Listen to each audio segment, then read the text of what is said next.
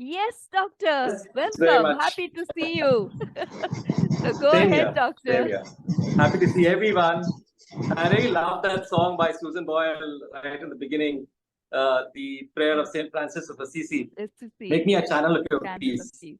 I really hope that the Memory Cafe also becomes a channel and becomes a channel for your health. And you spread health and wellness to everybody by whatever you learn at the Memory Cafe. That's the whole aim of the Memory Cafe. We have been speaking in the last 1 year about various health problems, diabetes and hypertension and dementia and Parkinson's and various kinds of health problems. We have covered up, touched upon all of them. But there's one risk factor that we have to think about and something that we can control. And if we control that, a lot of health problems can be kept away. And that is obesity. And I had spoken to you once upon a time about how you can measure obesity. How do you know whether you're overweight or obese? We calculate what is called the body mass index. We take the weight and we find your height, weight in kg upon height in meters square. So if you're 65 kgs, it'll be, and your height is around 160 centimeters, you'll take 65 on top and divide it by 1.6 into 1.6.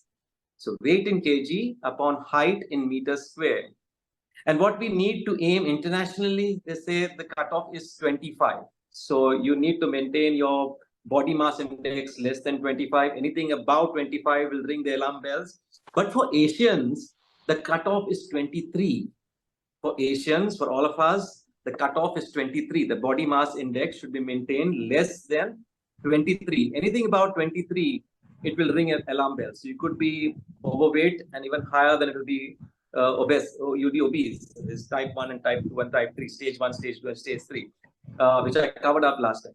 But the thing is, over the years, we've realized that the body mass index by itself may not be the best way to measure this. For example, if somebody is very muscular, his weight will be very high.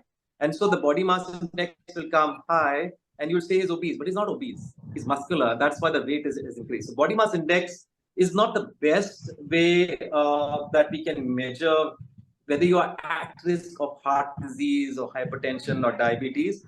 Instead, a very simple measurement is just your waist circumference.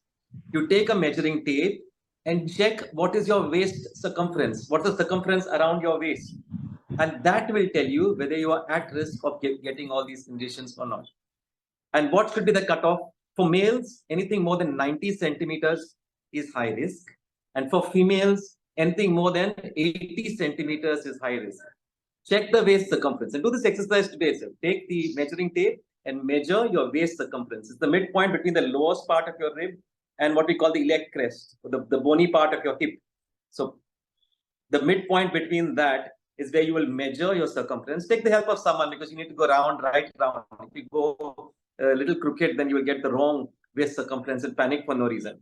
So if your waist circumference in males is more than 90 centimeters and in females is more than 80 centimeters, then it means a little bit of concern and you need to do something to reduce your waist circumference. I always introduce these fruits.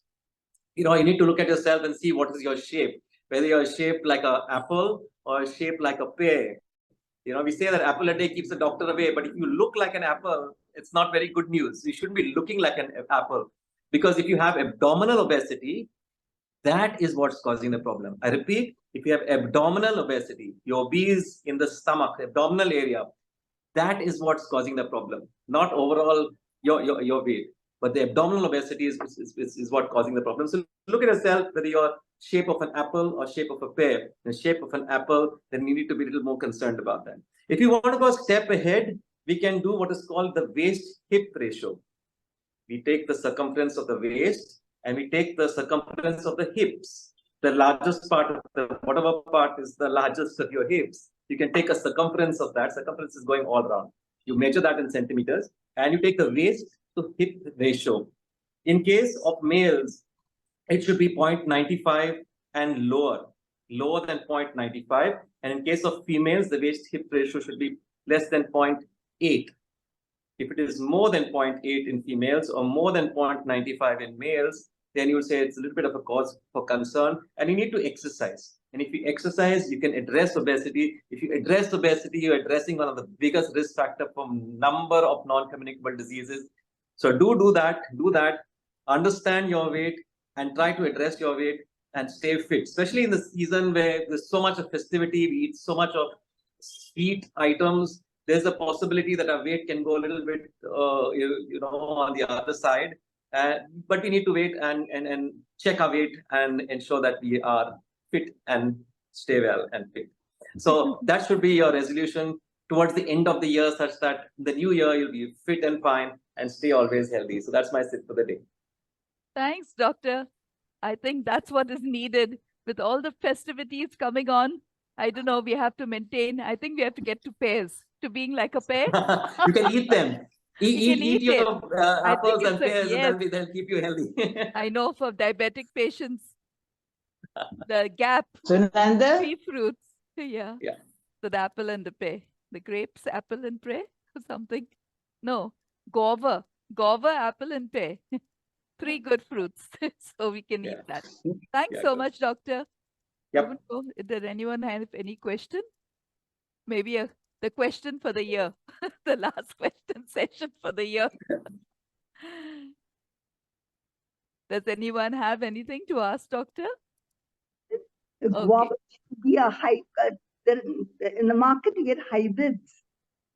They're tasteless actually. And do they have any good, what I mean, are they better than the normal guavas that are that are, what do they call them? The local guavas. The local Are the guavas that you get in the market better than the local ones? See, guava is a good fruit because it contains a high amount of calcium. So that way it's a good fruit. Now, whether those are better, no, I don't think so. It's just that it is larger, and that's the only difference. So some of them are tasteless, by the way, and some of them do have taste. It only depends on where you have got them. But some of them do taste. You could be surprised. They're hybrid, no? So by and large, you found the tasteless ones. Okay. Nothing like the good old ones we had. Nothing beats the local ones. Yeah. Climbing up on our trees and getting them down. Those were the joys of our childhood. Those were the days, my friend. So thanks, Doctor, for the healthy tips. Yes,